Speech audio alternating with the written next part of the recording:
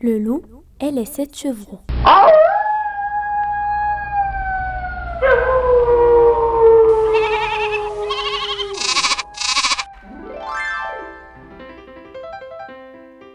Il était une fois une vieille chèvre qui avait 7 chevreaux. Elle les aimait comme chaque mère aime ses enfants. Un jour, elle voulut aller dans la forêt pour apporter quelque chose à manger. Elle les rassembla tous les 7 et leur dit: « Je dois aller dans la forêt, mes chers enfants. Faites attention au loup. S'il arrivait à rentrer dans la maison, il vous mangerait tout cru. Ce bandit sait jouer la comédie, mais il a une voix rauque et des pattes noires. C'est ainsi que vous le reconnaîtrez. » « Ne t'inquiète pas, maman, répondirent les chevreaux. nous ferons attention. Tu peux t'en aller sans crainte. » La vieille chèvre bêla de satisfaction et s'en alla. Peu de temps après, quelqu'un frappa à la porte en criant: « Ouvrez la porte, mes chers enfants. Votre mère est là et vous a apporté quelque chose. » Mais les chevreaux reconnurent le loup à sa voix rude. « Nous ne t'ouvrirons pas, crièrent-ils. Tu n'es pas notre maman. Notre maman a une voix douce et agréable. Et ta voix est rauque. Tu es un loup. » Le loup partit chez le marchand et y acheta un grand morceau de craie. Il mangea la craie et sa voix devint plus douce. Il revint ensuite vers la petite maison, frappa et appela à nouveau. « Ouvrez la porte, mes chers enfants. Votre maman est de retour et vous a apporté pour chacun un petit quelque chose. » Mais tout en parlant, il posa sa patte noire sur la fenêtre. Les chevreaux l'aperçurent et crièrent: « Nous ne t'ouvrirons pas. Notre maman n'a pas les pattes noires comme toi. Tu es un loup. » Et le loup courut chez le boulanger et dit: « Je me suis blessé à la patte. Enduis-la-moi avec de la pâte. » Le boulanger lui enduisit la pâte et le loup courut encore chez le meunier. « Verse de la farine blanche sur ma pâte. » commanda-t-il. « Le loup veut duper quelqu'un, » pensa le meunier, et il fit des manières. Mais le loup dit: « Si tu ne le fais pas, je te mangerai. » Le meunier eut peur et blanchit sa pâte. Eh oui, les gens sont ainsi.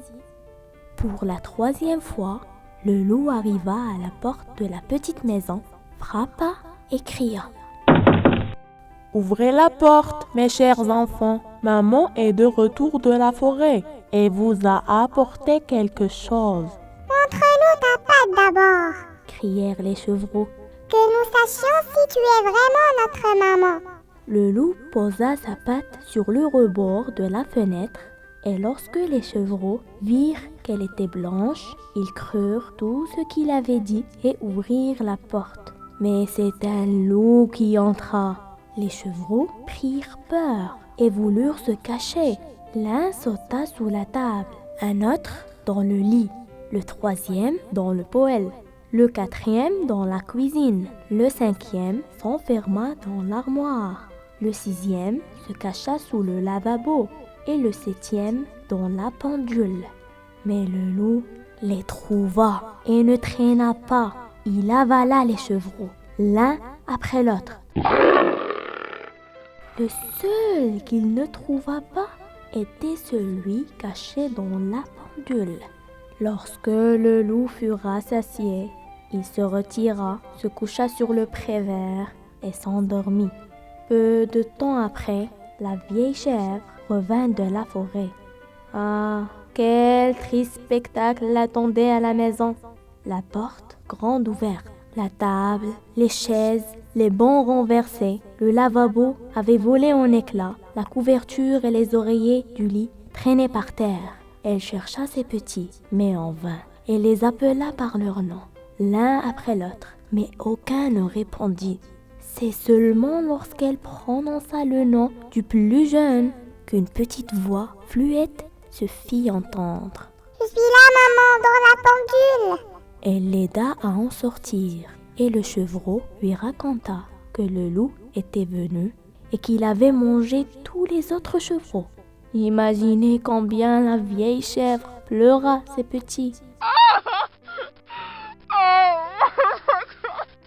Toute malheureuse, elle sortit de la petite maison et le chevreau courut derrière elle. Dans le pré, le loup était couché sous l'arbre et ronflait à en faire trembler les branches.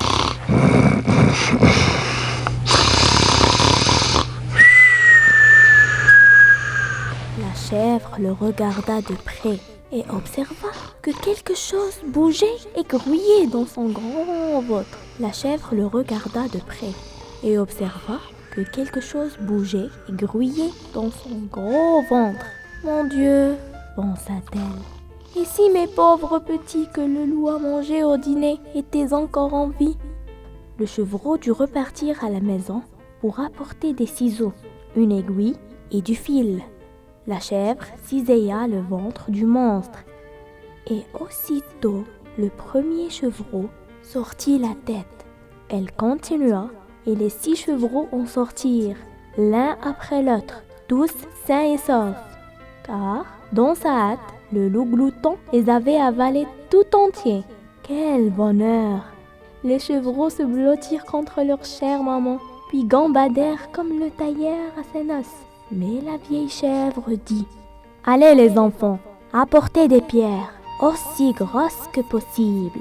Nous les fourrerons dans le ventre de cette vilaine bête, tant qu'elle est encore couchée et endormie. » Et les 7 chevreaux roulèrent les pierres et en farcirent le ventre du loup jusqu'à ce qu'il soit plein. La vieille chèvre le recousit vite, de sorte que le loup ne s'aperçut de rien et ne bougea même pas. Quand il se réveilla enfin, il se leva, et comme les pierres lui pesaient dans l'estomac, il eut très soif. Il voulut aller au puits pour boire, mais comme il se balançait en marchant, les pierres dans son ventre Grondez. Cela grogne, cela gronde. Mon ventre tonne. J'ai avalé 7 chevreaux. N'était-ce rien qu'une illusion? Et de lourdes grosses pierres les remplacèrent? Il alla jusqu'au puits, se pencha et but. Les lourdes pierres le tirèrent sous l'eau et le loup se noya lamentablement. Les 7 chevreaux accoururent alors et se mirent à crier. « Le loup est mort, c'en est fini de lui !» Et ils se mirent à danser autour du puits et la vieille chèvre dansa avec eux.